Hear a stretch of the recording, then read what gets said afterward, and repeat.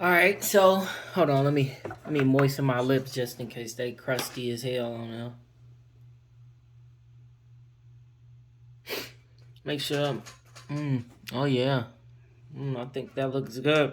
So I'm making a video. It is 1:15 a.m. on a. It's technically Tuesday now, but it's 1:15 a.m. where I'm at, and I am making this video. I do have work tomorrow, so hopefully I don't regret that. What this is if you see the topic, I spent a couple of time on this too, getting some calculations from different places, a couple of different sources and stuff. So this video is a fun little theory topic, but it's also very much applicable to pretty much anybody with this target goal in mind, and with some kind of nice set of financial planning skills. And I do have my calculator here right now, but I believe it's 37,500. Let's just see. 25,000. Yes, it is. But this is also applicable to two people who separately make $37,500 together, but they have a household income of $75,000. So, with that being said, I am making this video because I saw an interesting topic on Facebook where someone said 90s TV really had people thinking that you could afford a, like a 4 bedroom 300K house with three kids on without a college degree and a stay-at-home wife. That was like what it was saying. And so I was like, that's an interesting topic. So let me actually look at it and see if it is possible. And what I would say is that it is definitely possible, with the exception of we have to. I looked at the job that Homer Simpson has, and so when I looked at his income, one of the things is I found. I believe Homer Simpson is a nuclear safety inspector, which is funny because he's stupid. But when I looked at the average of that salary, what I saw was an average of 74,300 something, or 400 and something. So I just rounded that up to 75,000 just to make things a little bit easier. It's gonna make like some percentage calculations a little bit easier, and I think when we're talking $75,000, a $600 leeway isn't too much to ask for. So with that couple things in mind, I would like to jump into what I found, and I would a short answer. I would say yes.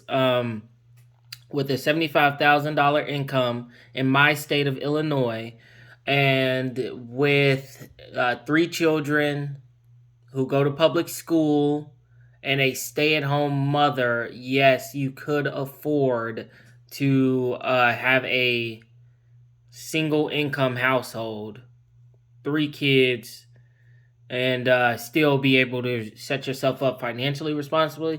What I would say is that this system would get much better if Marge Simpson, Homer's wife, intended on going back to work or contributing to the household income in some kind of way once their youngest daughter was in school. So that's one thing. So this gets better because most people typically go back to work after the kids are old enough for daycare or public school. But this system gets better if that is the case. So first, I would like to start off by looking at some of my numbers. When I looked at the federal tax brackets and then the state tax brackets that we have in my state, because if you don't know, Illinois is a income tax state. I believe we're capped out at 4.95%, but realistically, everybody's paying at least like 4.5% to 4.95. I guess if you're like top of the top and pretty rich, but yeah, like even now, I think I don't make this, but I still pay like probably like 4.74%. Anyways, when I looked this up, and one of the examples I had was I looked at the state federal income tax thing, which goes by brackets. So the first $14,200 you earn is taxed at 12%. I mean 10%, and then after that it's 12%, and it continuously goes up. So what that came out to was, when I added everything up and up to $75,000 of income, I had that the federal taxes you would pay was $10,795.78. I had state taxes at a 4.8%. I had that at 3,900, and then I had FICA, which I could have messed up FICA real quick. Let me just do 7.65. 7.65 times 75,000. Oh yeah, I actually did mess up FICA in this case, where I overestimated the FICA tax. If you were paying 7.65%, I overestimated it. So my example was roughly in the middle, and even my example would get slightly better if I use that 7.65% number. So keep that in mind. That is an error that I made. Let it be noted. Okay, so what my calculations come out to is after taxes, but before deductions are taken into place. Because keep in mind, Homer Simpson has 3 kids, and that he will file as dependents, which gets you some kind of tax breaks. So this is without including them. This is just him for himself. You would you would have a net pay of $54,090.22. Then I switched over to smartasset.com, and I went through all of this. You will have after tax, if you want to do the math, you can, but after taxes, you will have 5,051. No, I'm sorry, that wasn't 2 numbers. You will have $51,132 as your yearly income after taxes. And then last, I tried to get a third source, which was talent.com. And what they had was your net pay after taxes will be $57,793. I shouldn't have said the dollars at first. It should have been $57,793. But as you can see on the low end, and it's kind of nice that these things just so happen to be spaced out like that. I do have these 2 online websites and then my calculations. And what that has is my calculation comes out to be closer towards in the middle, because there's a $6,000 difference. And right at that split difference is the 54. But I am going to be comparing all 3 of these. So we got some numbers there. So one of the things I also looked up was first-time homeowner loan, and what the national average is for a 30-year fixed first-time homeowner loan. And what we had was a interest rate of 4.386%. That's just the national average right now. Could be worse, could be better in the future. That doesn't really take into account everybody's like credit score or all of that stuff. So I can't really change that stuff. And I took 2 mortgages. I took a $300,000 mortgage, as if you saw a house, it was $300,000, and you didn't have a down payment for real. So you're getting a loan technically for $300,000. That's another thing. What down payments actually do is lower the amount of the money that you're trying to borrow. So if I want a $100,000 loan and I have a $10,000 down payment, I really want a $90,000 loan, which is why I get lower interest rates and why I pay less, because I borrowed less. So with that $300,000 mortgage, and at that percentage price, we have a $1,500 monthly mortgage, and that's before taxes and fees and stuff. Of course, I can't apply that to other places, so I just left that off. But this is $1,500, and for the $270,000 mortgage, as in you saw a $300,000 house and had $30,000 saved up for 10% down, that mortgage comes out to $1,350 monthly. So with those calculations out of the way, I would like to jump over to the budget side of things. where first up we have my calculations. Another thing is I get paid bi-weekly, and all of my friends and stuff get paid bi-weekly. So that's what I tend to focus on. But if you don't know, there are 13 4-week periods in the year. So if you took a year and every month was supposed to only be 4 weeks, what you would have is there will be 13 months and not 12. So if you're making budgets and stuff and you're going by two-week paychecks, keep that in mind, that there is going to be a 13th month that you're not really thinking about. And so what also makes this budget nice is that 13th month, I'm making a 4-week budget based off monthly bills. And you, as a bi-weekly worker, what you might realize already is that you have some months where you only get paid twice, but you got some months where you get paid 3 times in that 1 month. So you see it for yourself that the months, they're not all the same length in real world. But one of the nice things about that is that if you have a monthly car note and stuff, it's going to be the same every month, regardless of the days in the months. So that's nice in this case. By my calculation, what you have after taxes is paid, and every 4 weeks you would have a 4-week income of $4,160. I did round down and get rid of the change in all of these cases. I either rounded up or rounded down, but only to like the nearest $10 mark. So I mean, nearest 5 or 0. So give or take potentially $5 in each of these cases. So $4,160. This is with the $300,000 mortgage. You would be paying $1,500 in mortgage. For a family of 5, I had them at a food budget of $500.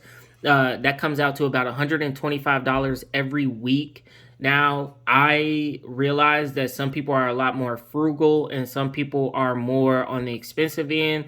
When I was doing some research on this, one of the gold numbers that I saw is that typically more frugal families who like really paid attention to cooking at home and what they were buying, and buying meals that could potentially last 2 days. So things like chili or reheating leftovers or stuff like that.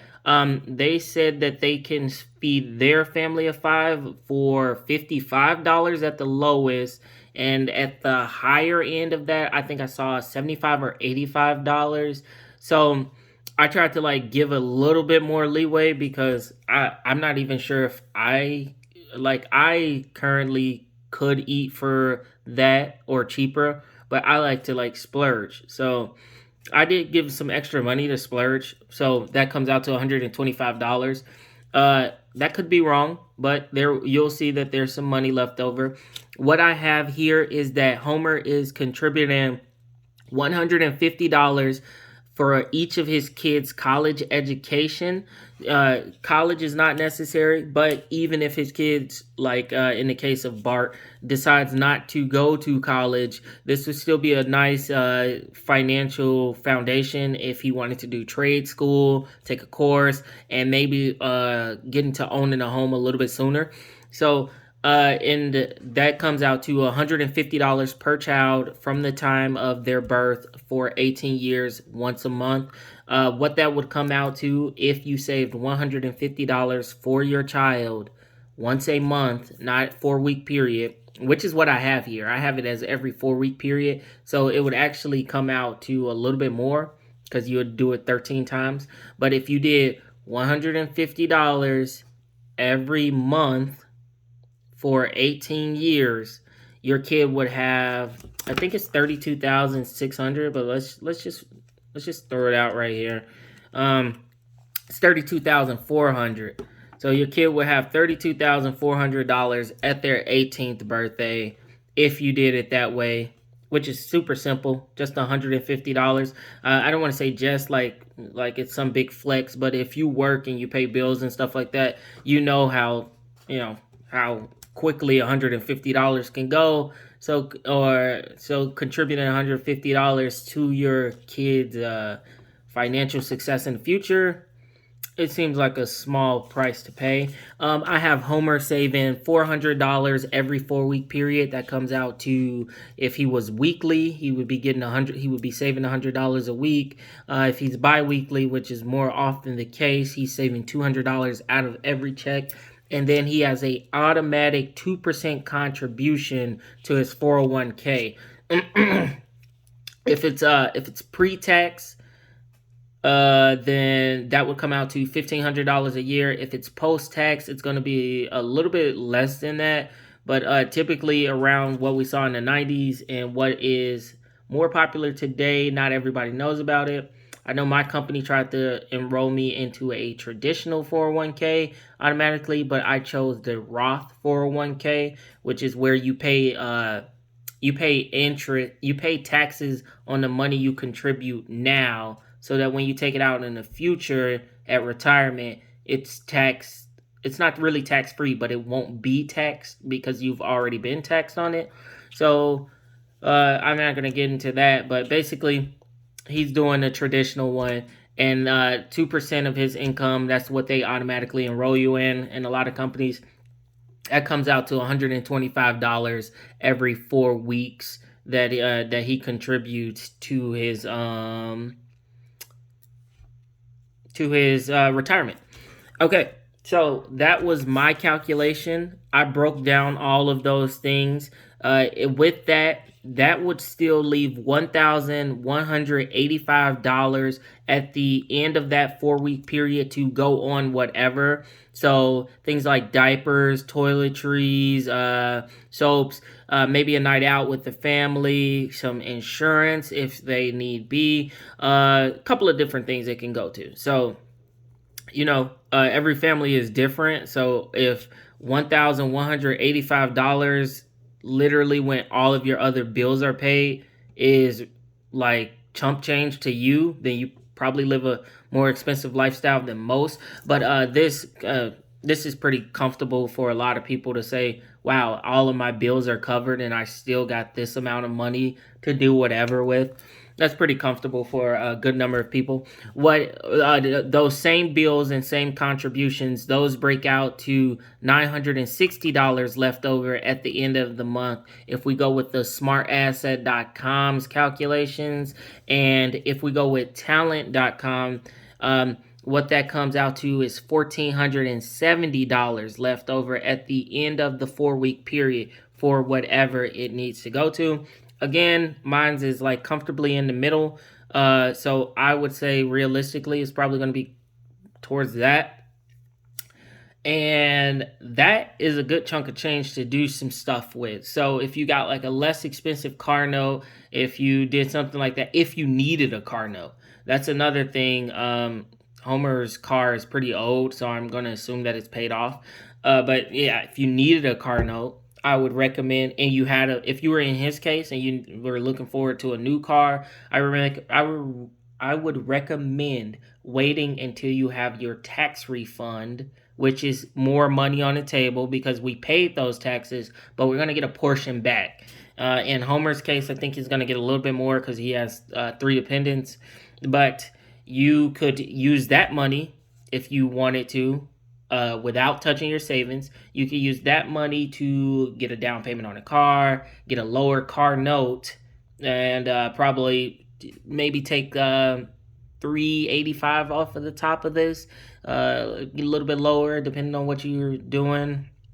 I'm actually in the market for a car, and on a 22,000 car loan, I was seeing some stuff with my bank for about a $355 monthly payment.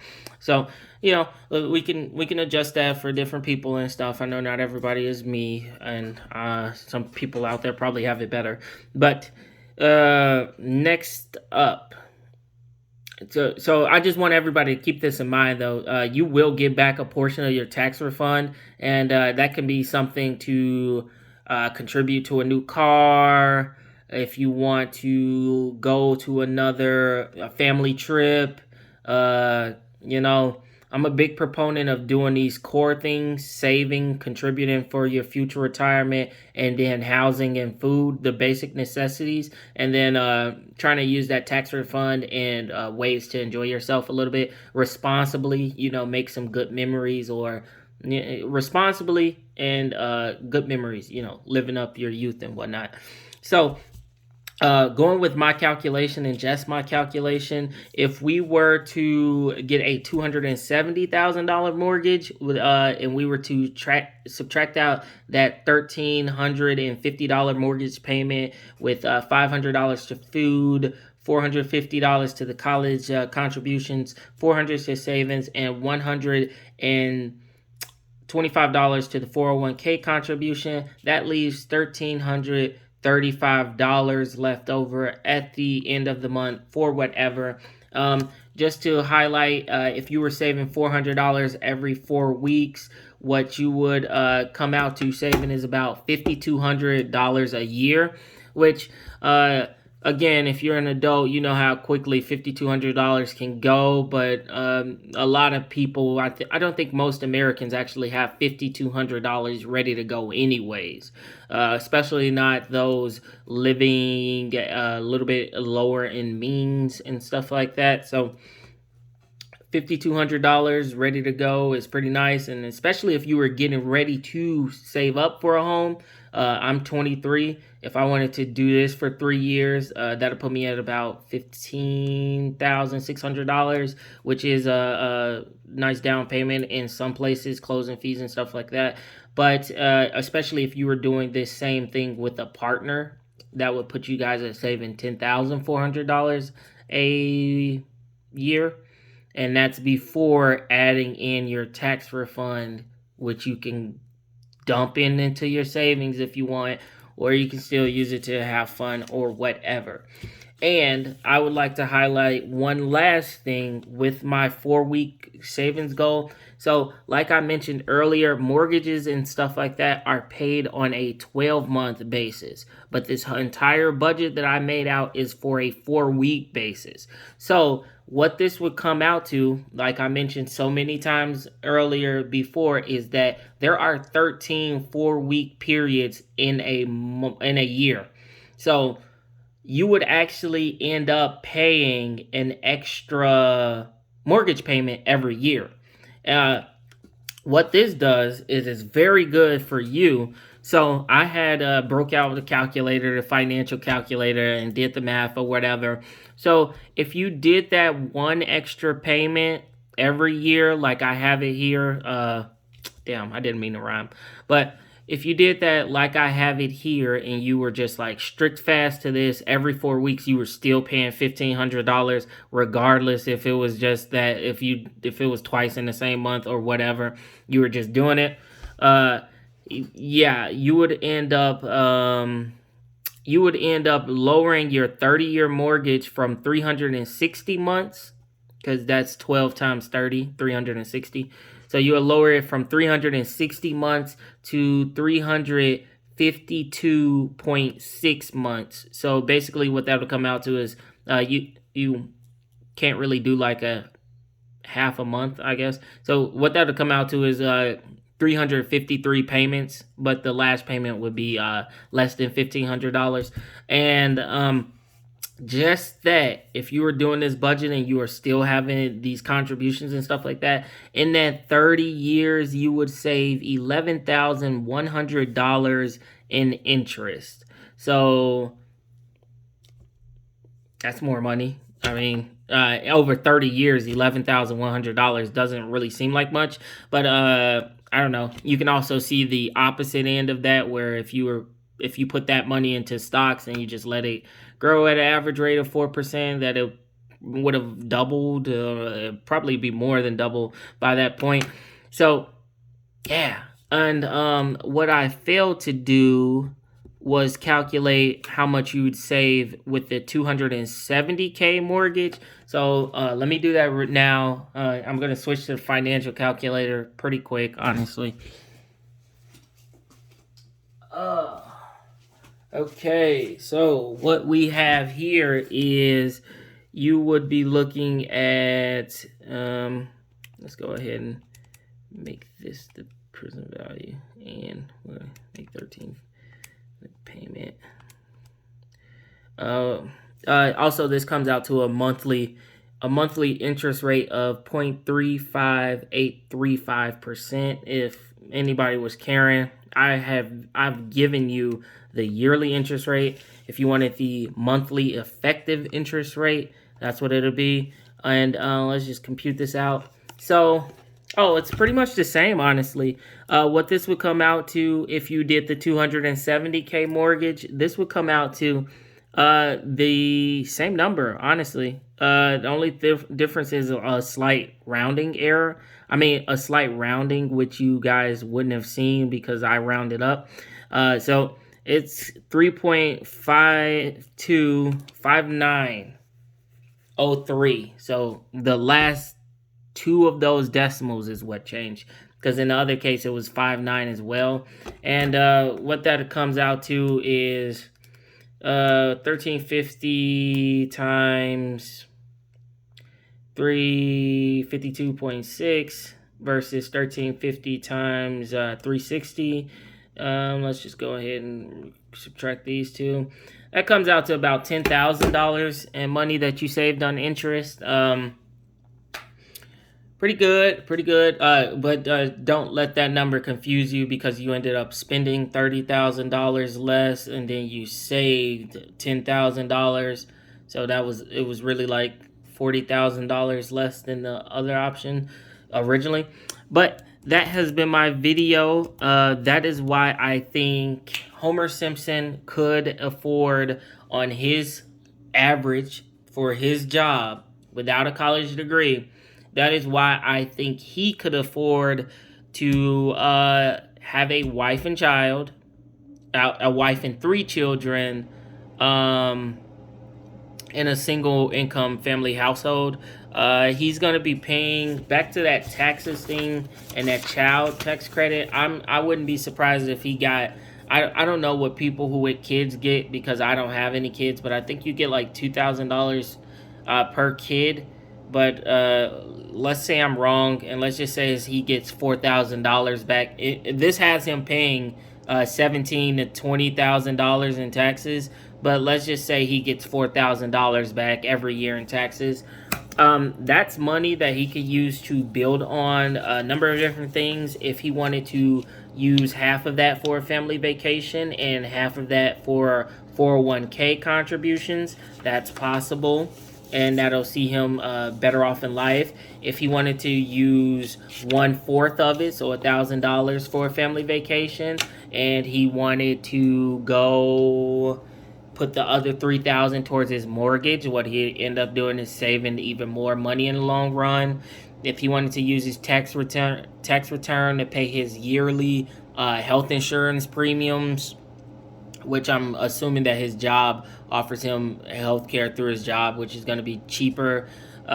If you wanted to pay that with that and then throw in some other stuff, that's cool. It's a lot of different options you can use this tax refund money. Like I said, down payment on the car, lower your mortgage, 401k if you want to save it up some more, if you want to do some private investing, if you want to put it into your savings, so like your liquid cash that you can get pretty easily, you can do that. If you want to use it for leisure, as in take the family out, you go somewhere, take a little road trip, get a nice little hotel and see the set town, you can do that. So even in this example where I am where there's a good number of money left on the table and I'm a bit liberal with some of the estimates, even in this case, at the end of the year, Homer would still be getting back thousands of dollars that I am not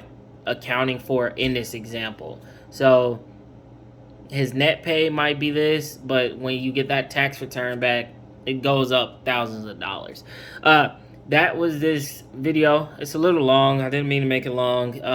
It's like 1:45 a.m., so I'm going to try to cut it here. If you made it to this point in the video, I think you liked the video, so please give it a like.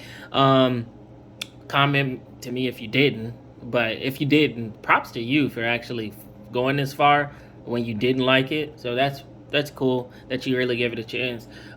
Wherever you are, I would just like to say thank you for your time. It means a lot to me knowing that random people really watch these videos, and I would like to be able to give back to the world. And one of the gifts I have is trying to push a little bit of financial literacy, a little bit of a new opinion and stuff like that onto people. And I think I can just try to do my little part, help people.